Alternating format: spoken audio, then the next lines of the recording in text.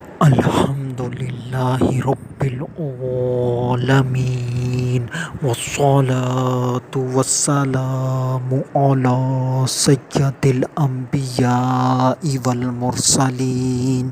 اما بعد فاعوذ باللہ من الشیطان الرجیم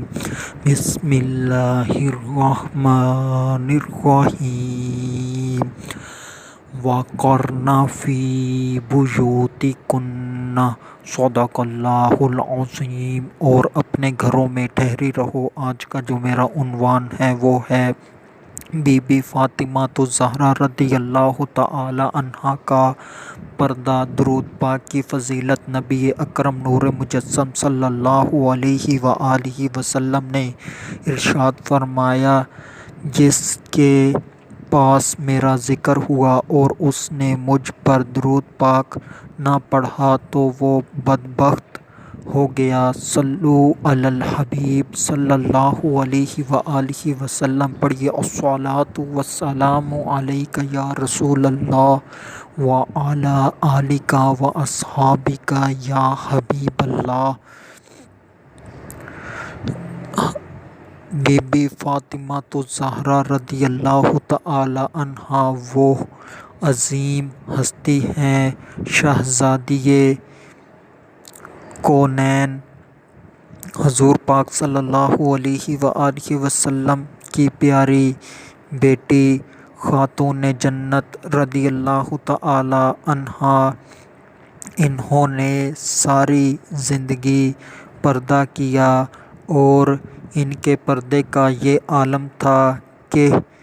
ان کے آنچل یعنی کہ دوپٹے کو سورج اور چاند نے بھی نہ دیکھا تھا۔ تو بی بی فاطمہ الزہرا رضی اللہ تعالی عنہا اس کے متعلق پریشان رہتی تھیں کہ ساری زندگی تو انہوں نے اس قدر عظیم پردہ کیا، مگر جب یہ وفات پائیں گی تو کسی نامحرم مرد کی نظر ان کے لاش یعنی کہ جب یہ کفن پہن لے گی تو اس کے بعد کفن کے اوپر بھی کسی کی نظر نہ پڑ جائے، تو اس معاملے میں پریشان رہتی تھیں۔ تو حضرت سیداتنا اسماء بنت امیس رضی اللہ تعالی عنہا نے حضرت بی بی فاطمہ الزہرا رضی اللہ تعالی عنہا کو بتایا کہ میں نے حبشہ کے اندر دیکھا کہ وہ جو جنازے کی چارپائی ہوتی ہے اس کے گرد درخت کی شاخیں باندھ کر اور ان شاخوں کو آپس میں باندھ دیتے ہیں اور اس طرح سے اس کے اوپر پردہ ڈال دیتے ہیں اور یہ ڈولی کی سی شکل اختیار کر لیتی ہے۔ تو اس طرح میت کی جو کفن ہوتا ہے، کفن کے اوپر پڑی چادریں ہوتی ہیں، ان پر بھی کسی کی نظر نہیں پڑتی،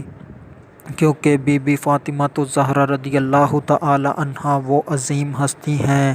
جن کے متعلق کسی کو یہ بھی نہیں پتہ تھا کہ ان کا قد کیا ہے، ان کا جسم موٹا ہے دبلا ہے کس طرح کا ہے، کسی کو بھی نہیں پتہ تھا۔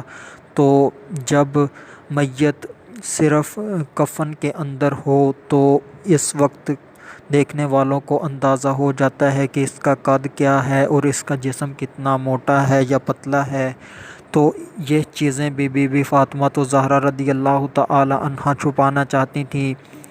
تو حضرت اسماء بنت امیس رضی اللہ تعالی عنہا نے گھر کے اندر بی بی فاطمہ الزہرا رضی اللہ تعالی عنہا کے پاس چارپائی موجود تھی، اس کے گرد کھجور کی شاخیں باندھی گئیں اور اس کے اوپر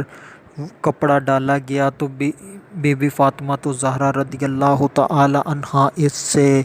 بہت خوش ہوئیں۔ جب حضور پاک صلی اللہ علیہ وآلہ وسلم کا وصال ظاہری ہوا تو بی بی فاطمہ الزہرا رضی اللہ تعالی عنہا کے اوپر بہت زیادہ غم کی صورت رہتی تھی اور بی بی فاطمہ الزہرا رضی اللہ تعالی عنہا نے مسکرانا مستقل بند کر دیا تھا۔ یہ حضور پاک صلی اللہ علیہ وآلہ وسلم کی ظاہری وصال کے بعد پہلا موقع تھا جس پر بی بی فاطمہ الزہرا رضی اللہ تعالی عنہا مسکرائیں۔ تو اس طرح سے جب بی بی فاطمہ الزہرا رضی اللہ تعالی عنہا کا وصال ہوا تو بی بی فاطمہ الزہرا رضی اللہ تعالی عنہا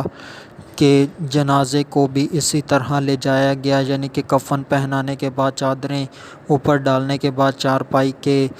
گرد کھجور کی شاخیں باندھی گئیں اور ان کو آپس میں ملا کر ان کے اوپر پردہ یعنی کہ کپڑا ڈالا گیا۔ تو اس طرح سے صرف لوگوں کی نظریں کپڑے پر پردے پر ہی پڑتی تھی، چارپائی پر نہیں پڑتی تھیں۔ تو اس طرح سے بی بی فاطمہ الزہرا رضی اللہ تعالی عنہا کو اس قبر میں سپرد خاک کیا گیا اور بی بی فاطمہ الزہرا رضی اللہ تعالی عنہا نے اپنے پردے کا خیال اپنی ظاہری زندگی میں بھی رکھا اور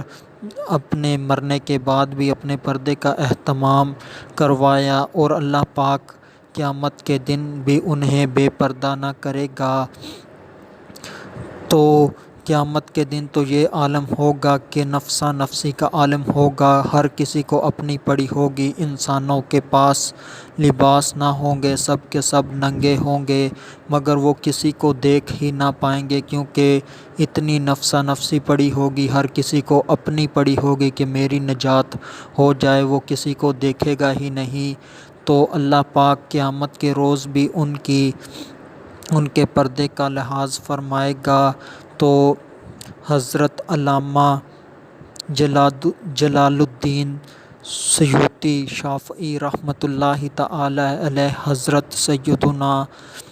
علی المرتضیٰ شیر خدا کرم اللہ تعالی وجہہ الکریم سے روایت کرتے ہیں کہ قیامت کے دن ایک ندا دینے والا ندا کرے گا کہ اے مجمع، اپنی گردنیں جھکا لو اور اپنی آنکھیں بند کر لو تاکہ فاطمہ بنت محمد صلی اللہ علیہ وآلہ وسلم صراط پار کر لیں۔ تو اللہ پاک قیامت کے دن بھی ان کے پردے کا اہتمام فرمائے گا۔ اس طرح بی بی فاطمہ الزہرا رضی اللہ تعالی عنہا جنت میں تشریف لے جائیں گی۔ یہ ہے بی بی فاطمہ الزہرا رضی اللہ تعالی عنہا کا پردہ کہ انہوں نے اس طرح سے ساری زندگی پردہ کیا اور اسی کے اوپر اپنی ساری زندگی گزاری، اور ان کے پردے کی مثالیں آج بھی